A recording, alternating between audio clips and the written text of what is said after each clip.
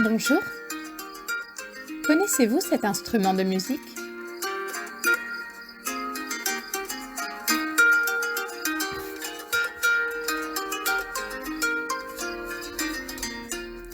Attachez vos ceintures. Je vous emmène à 12 000 km de la France. Ce que vous entendez, c'est le vali ou valia, l'instrument de musique emblématique de Madagascar, pays natal de Bodo, qui nous conte son petit coin de paradis perdu. Madagascar, que l'on appelle aussi l'île Rouge, est une grande île dont la superficie est supérieure à la superficie de la France.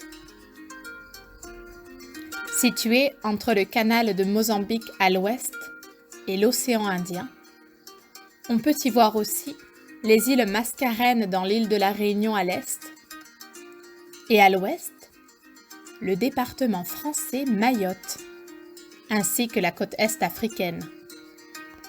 La capitale de Madagascar est Antananarivo. On l'appelle l'île Rouge car la terre qui la compose est de la latérite, une terre très rougeâtre. Mais Madagascar est bien plus colorée. On trouve du vert, du bleu, avec au sud-ouest les grands baobabs, et surtout la mer d'émeraude, dont les nuances de turquoise, de vert, de bleu sont magnifiques. Également beaucoup de couleurs jaunes et blanches, notamment avec le sable qui compose ces plages. Historiquement, Madagascar a été colonisée par les Britanniques, puis les Français, jusqu'en 1960, où elle a enfin acquis son indépendance. Et vous constaterez que Madagascar porte encore les empreintes de la France. D'ailleurs, a été gardé comme langue officielle et administrative le français.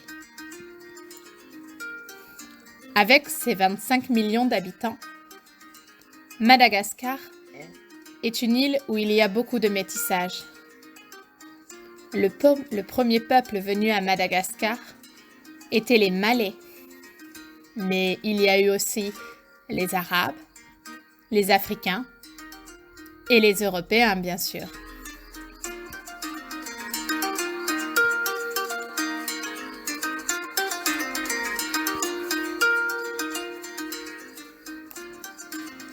Ce qui fait que les 18 ethnies malgaches sont un brassage et un métissage de tous ces peuples. Endroit très festif, on aime y danser, faire la fête, chanter, notamment lors des rites funéraires du retournement des morts, le Samadhiana, typiquement malgache. De cette mixité de population découle naturellement une mixité religieuse. Mais tous vivent sans tension, paisiblement. Preuve en est, la célèbre messe tuménique où toutes les religions sont rassemblées, et ce sans violence.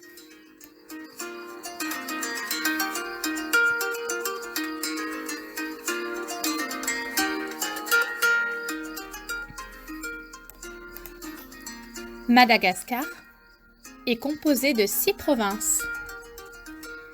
Antsiranana au nord, Mahajanga au nord-ouest, Toamasina au nord-est, Antananarivo au centre, Toliara au sud-ouest et enfin Fianarantsoa au sud-est. Madagascar est peu riche, contrairement à ce que l'on peut penser. Donc beaucoup de zones sont restées à l'état sauvage et naturel, comme la montagne d'Ambre, les nombreuses réserves naturelles et les cascades qui ruissellent. Le tout en font un endroit magnifique où l'on se sent un peu coupé du monde. Sur la côte ouest de Mahajanga, on trouve beaucoup de dauphins. Et la Tsangi de Behamara, montagne de roches calcaires, emblématique de l'île. Sur la province Est, sur l'île Sainte-Marie, il y a chaque année un événement très important, la fête de la baleine, dont le parrain de cette fête n'est autre que le célèbre Julien Lepers.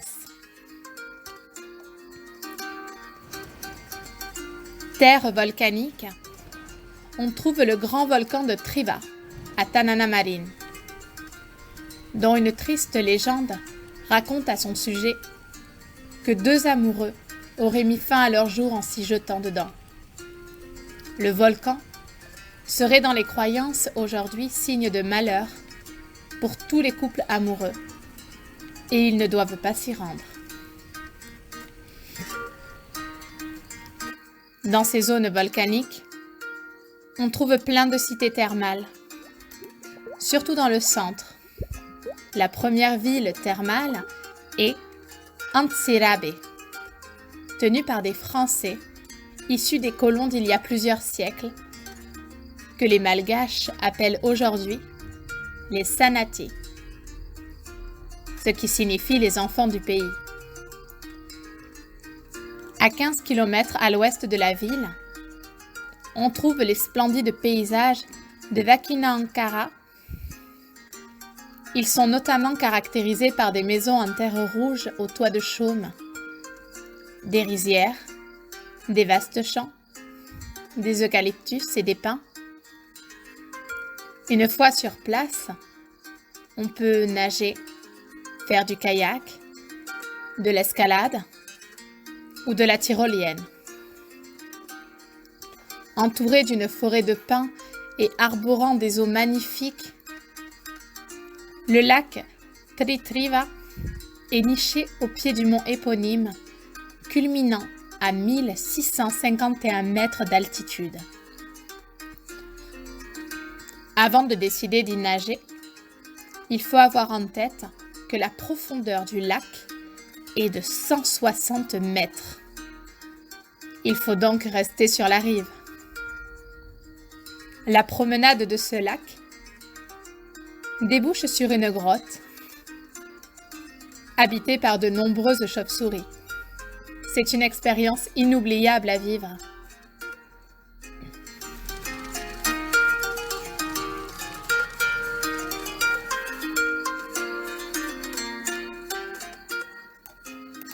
Aujourd'hui, je vous emmène à Diego, la province du nord de Madagascar.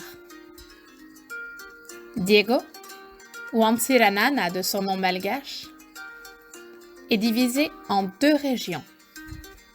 À l'ouest, Diana, et à l'est, la région de Sava. Je vous emmène dans différentes villes de la région Diana. D'abord, Diego Suarez, où l'on trouve la plus grande baie après celle de Rio de Janeiro au Brésil. La plage y est magnifique. Et le soir ou le matin, on attend les pêcheurs qui ramènent les langoustes, les crevettes et une multitude d'espèces de poissons.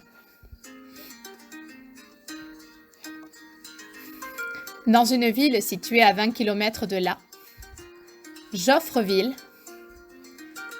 c'est un endroit où on en a gardé toute l'architecture française, des grands bâtiments. Et juste à côté, il y a le Cap d'Ambre, où la montagne regorge d'une richesse en flore et faune.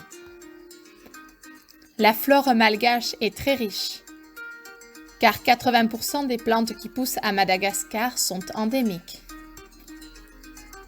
Le Ravinala, dit l'arbre du voyageur, est une des emblèmes de Madagascar. Et quand on traverse ces forêts, avec toutes les senteurs d'orchidées, de grands palmiers, de différents bambous. On fait un véritable voyage olfactif. Il ne faut pas négliger non plus la faune. On trouve les caméléons, endémiques aussi à Madagascar, ainsi que les maquis et les lémuriens. Ce qui est bon à vous faire savoir, c'est qu'il n'y a pas d'animaux ni féroces ni venimeux à Madagascar. Ce n'est pas une jungle, ce n'est pas une savane, juste une terre sauvage pacifique. À l'ouest, à Nosy Be, dite l'île parfumée, on y exploite l'ilang-ilang, ces grands arbres à fleurs blanches qui sont très odorantes et d'où on extrait l'huile essentielle. Nosy Be est très touristique. Comme les îles alentours, à Nosy Komba, il y a beaucoup d'étrangers, notamment des Européens, qui s'y sont installés. La faune marine est l'une des plus belles du monde. Et pour la découvrir, on fait énormément de plongées sous-marines. Cette faune marine est considérée parmi les 10 premières faunes mondiales. Quand on passe à Madagascar, il ne faut pas oublier que c'est un peuple de cultures très différentes, du nord au sud et de l'est à l'ouest. À Diego Suarez, dans la province, on est surtout dans la musique dansante, le calouiche ou le salégui. En voici quelques extraits.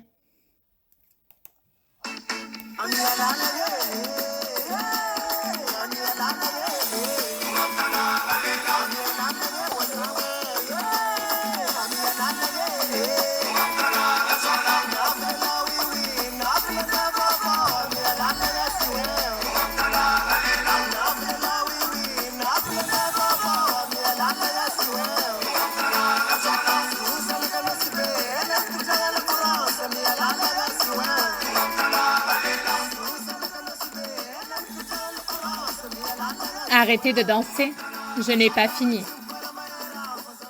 Concernant les spécialités culinaires à Madagascar, l'alimentation de base est le riz, donc on le mange à toutes les sauces. Dans les régions comme Diego Suarez, on fait beaucoup de grillades de poissons. À Madagascar, on trouve aussi beaucoup de zébus, dont on mange beaucoup la viande. Dans le nord, il y a une majorité de population musulmane, donc il est vrai que l'on mange plus de poissons que de viande, et bien sûr, pas de viande de porc.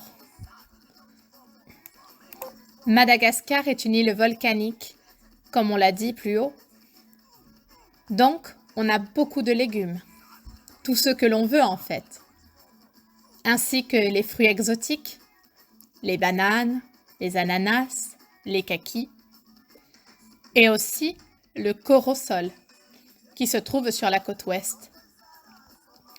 C'est un fruit à chair blanche, très bon, très goûteux, et aussi excellent pour la santé. Et majoritairement, bien sûr, on trouve, comme vous le devinez, les noix de coco. On fait énormément de cuisine à base de coco. Quant au lait, on en boit en abondance, du matin jusqu'au soir. J'espère vous avoir mis l'eau à la bouche. Et c'est sur ces notes de fraîcheur exotique que je vous laisse finir le voyage, en espérant que vous avez passé un agréable moment. Je vous souhaite un bon retour.